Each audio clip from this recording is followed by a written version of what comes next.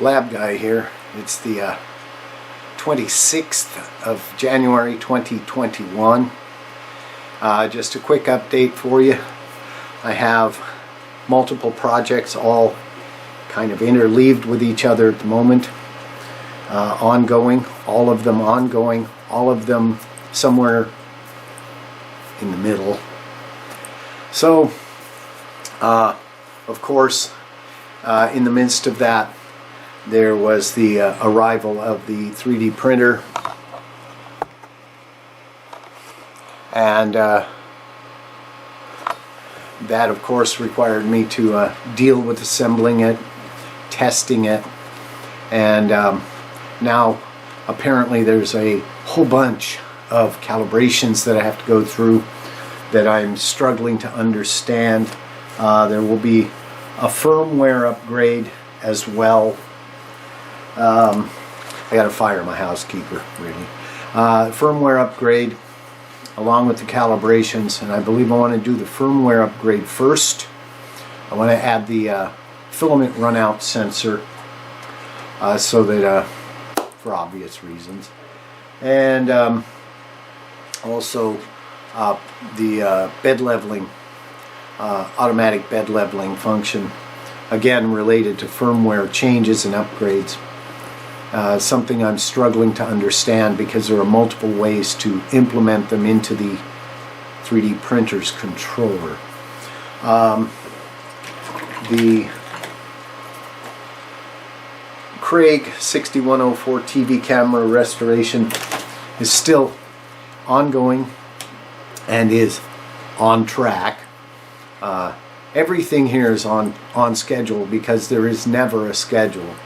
If I want to screw myself and cause me to latch up,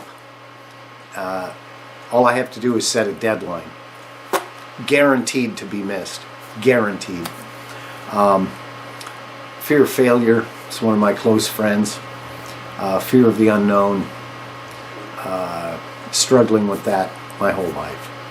So this requires me to apply some strategies that would seem odd to the average well-adjusted person who doesn't even comprehend these kinds of imaginary barriers that, though they're imaginary, their end effect is as real as a brick wall.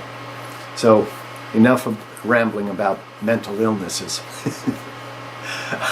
Just this hobby alone is a mental illness, and in theory, finger quotes are very useful. In theory,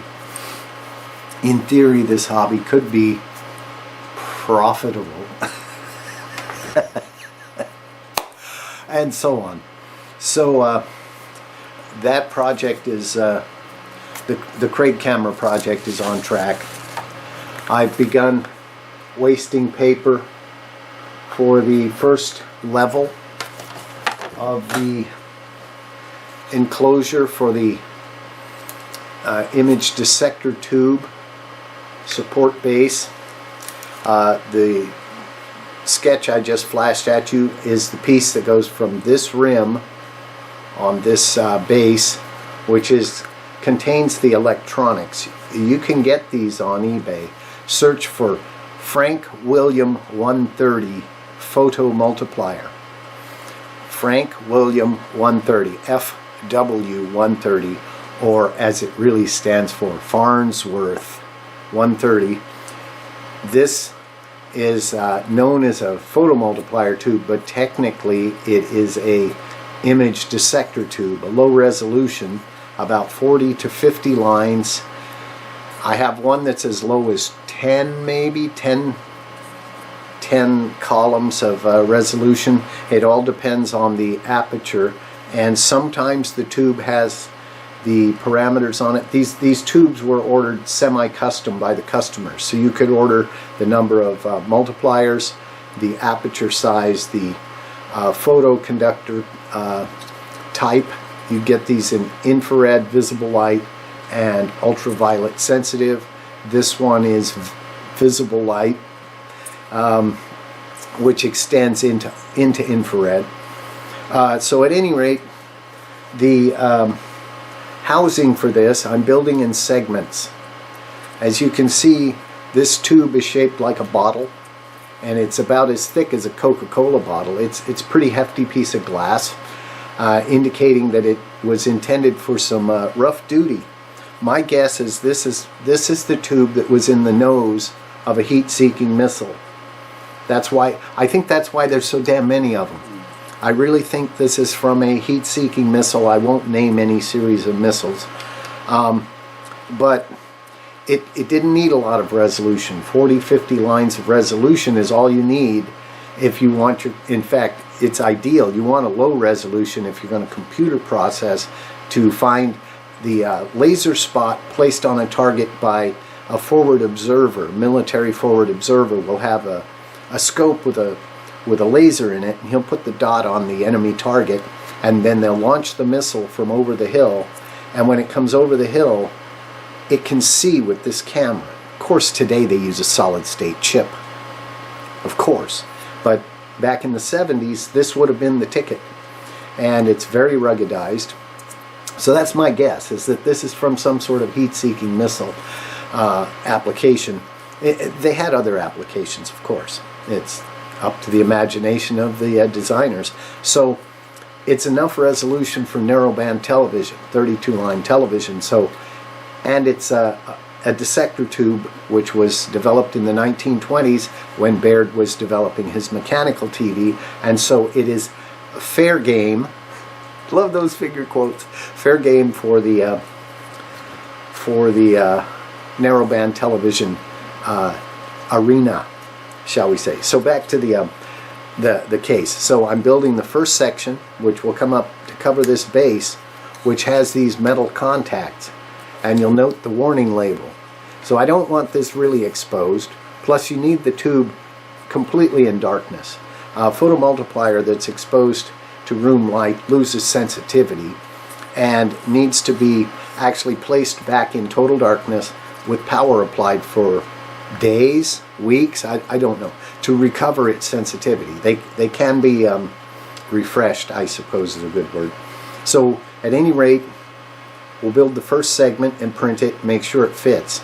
Then from here on the tube, from the base of the tube up to the neck, to the base of the neck here, is the next segment, which this is my adapter. I'll probably print one for this, though this one functions just fine. It used to be the plastic spool for some solder wick, and it will hold the deflection coil. See, we have an XY deflection coil from either a video game monitor or more than likely an XY storage tube computer monitor. So this yoke was made by Syntronic, and I got it at the electronics flea market. The resistance of the coil is 0.1 ohms. At least that's as low as my meter will measure. So technically the two coils are a short. When you have coils that measure as shorts, that's current drive. So current source amplifiers will drive this. Not a problem. And it sits here around the imager section of the tube, thus, and so the next section of plastic body will go from the first base up to support the deflection yoke. It will have the pocket for it'll come up to the base. The third section will have the pocket for the deflection yoke, and the top plate, which I'll print probably several to get the thickness right, will hold a metal plate painted black, which will contain the lens and will vary in thickness until we get the back focus distance from the lens to the photoconductor just right.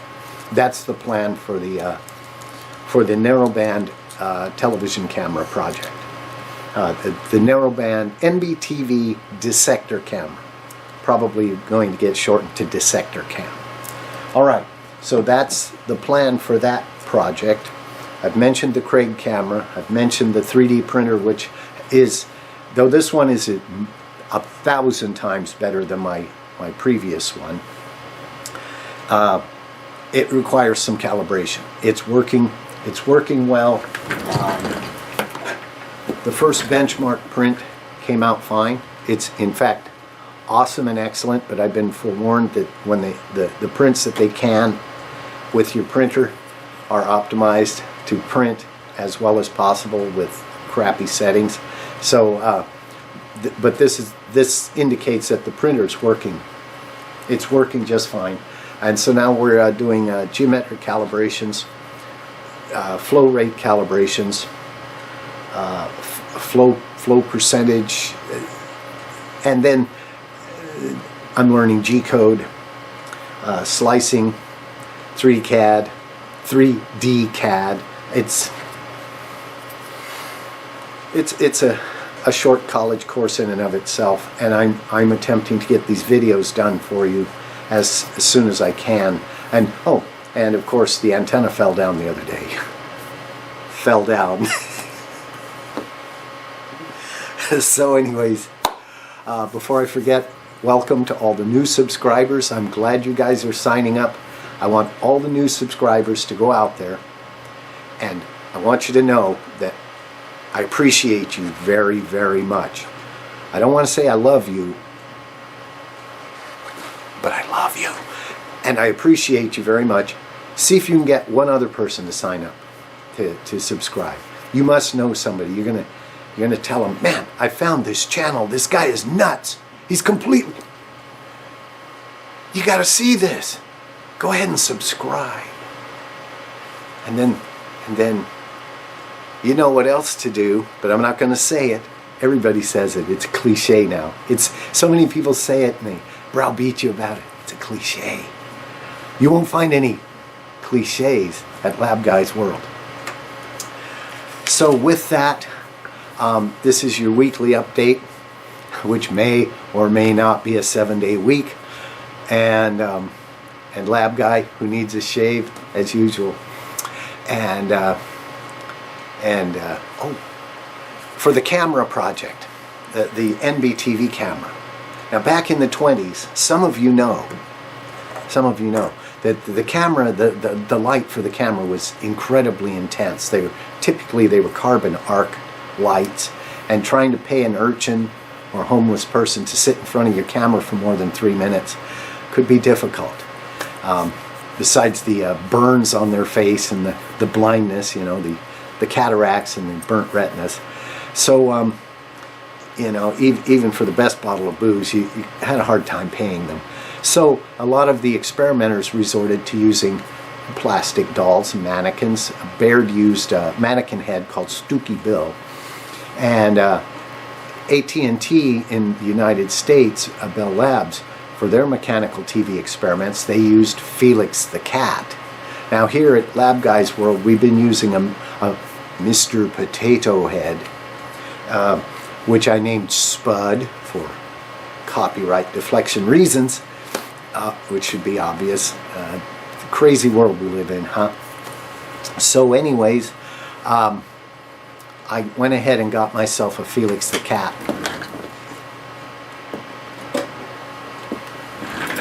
To go with the camera. Now Spud, we found out something about Spud in the World War II iconoscope bomb camera video, in the fact that the colors of Spud come out funny on these antique photosensitive surfaces. His nose, notice, is red and should be about 1/3 gray in a black and white picture. And stop showing off. And on the iconoscope camera, his nose was white, his lips were black, his mustache was black, his shoes were black. So it didn't look right. He didn't look right. So Felix the cat is just black and white. So so he's going to be perfect for this tube to look at. So that's the plan. And currently Spud is holding him up because he's a plushie, and Spud is holding him up. Don't read any more into that than it looks like. It's all an illusion. Everything you know is wrong. So at any rate, I'll build a little wire stand to hold Felix up for the task. he's into skydiving. I'll build a wire frame to hold him up for the task of developing that camera. So you'll be seeing a lot more of Felix at that time. So that's that.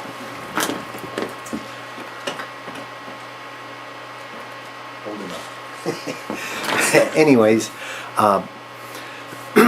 let's see. Craig camera, NBTV camera, 3D printer.